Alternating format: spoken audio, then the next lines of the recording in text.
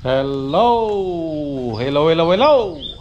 Magandang araw at magandang buhay at panibagong vlog na naman si Bonsai Stanglon po. So, samahan niyo ulit ako. I-workshop natin itong Argao Taiwan. Okay?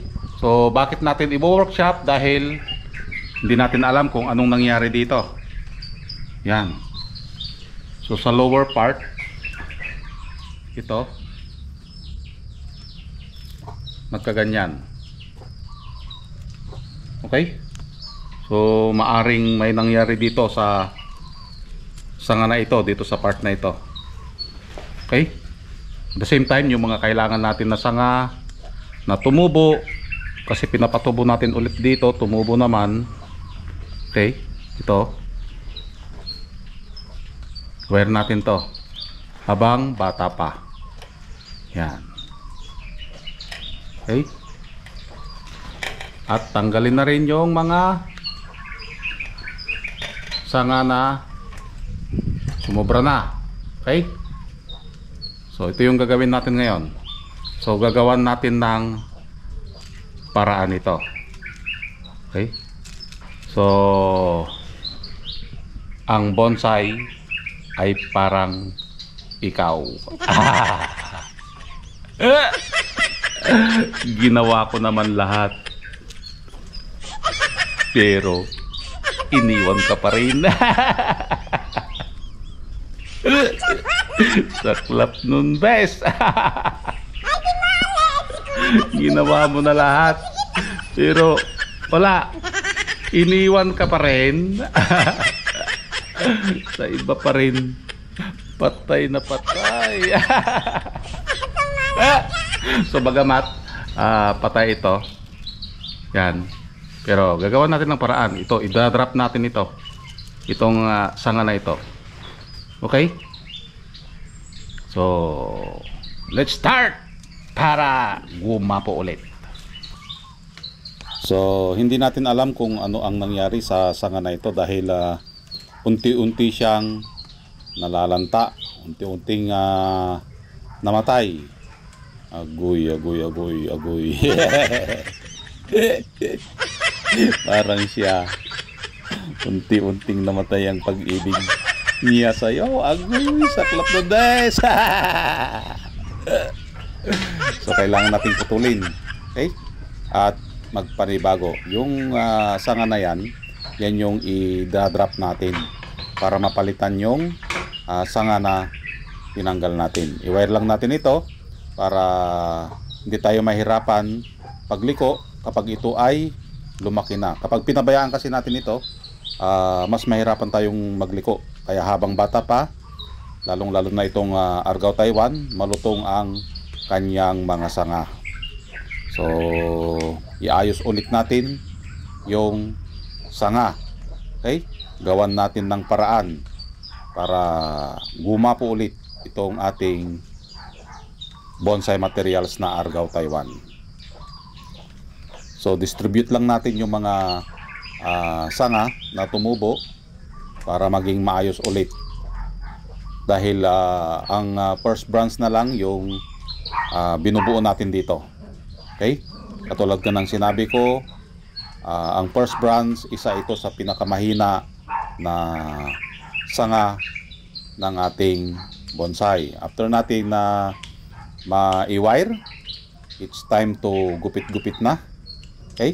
Yung mga tumubo na sanga para magmukha ulit bonsai ang ating bonsai materials, kailangan na nating tanggalin. At the same time, para lumakas yung lower part, yung first branch. Okay?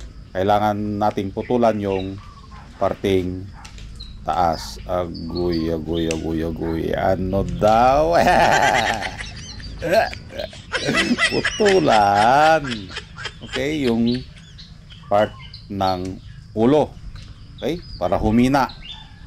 So, kinokontrol yung pagputol natin dito, kinokontrol yung distribute ng nutrients. Okay?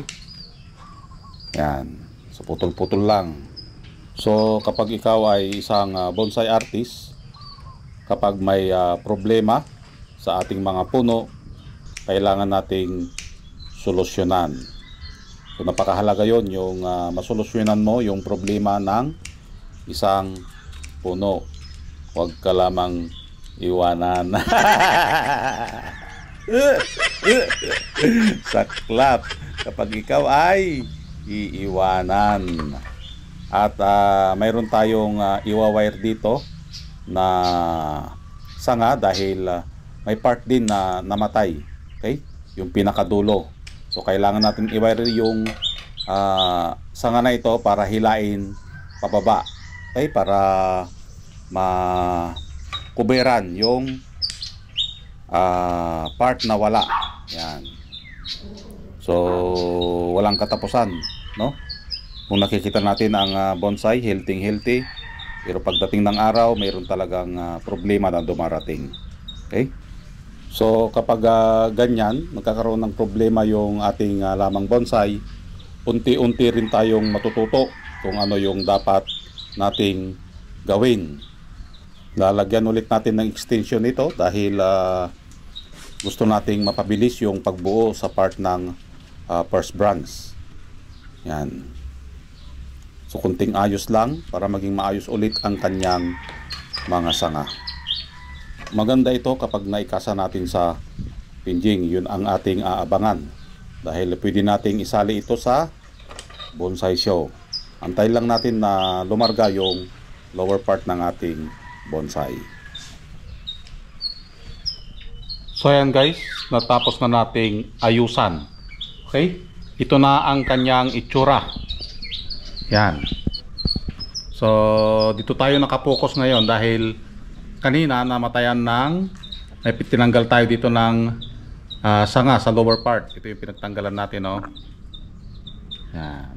So, okay? Tinanggal natin dahil namatay. Okay? So nagpanay bago siya. Itong upper na ano niya dapat, ito yung hinila natin pababa.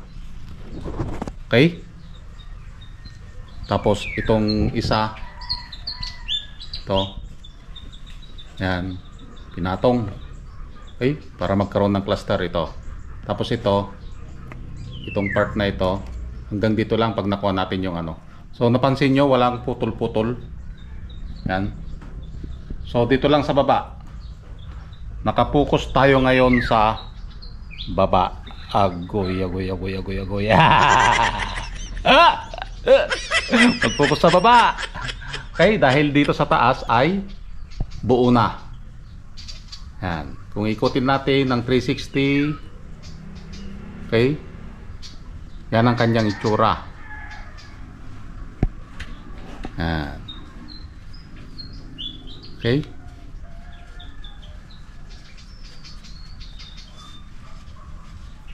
Yan. At ito yung kanyang harap. Yan. So halos pabuo na. At dito sa part na ito, mayroon lang tayong hinila.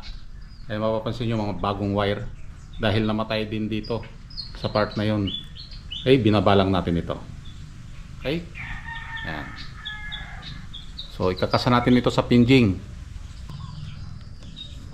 Yan. So nagawan natin ng paraan. Dito tayo mag-focus. Ito yung ating papalakihin. Okay? Itong part na ito. Pati din ito. Okay? So maraming salamat at masamaan nyo na naman si Bonsaistang Lumpo. Hanggang sa muli. Bye bye.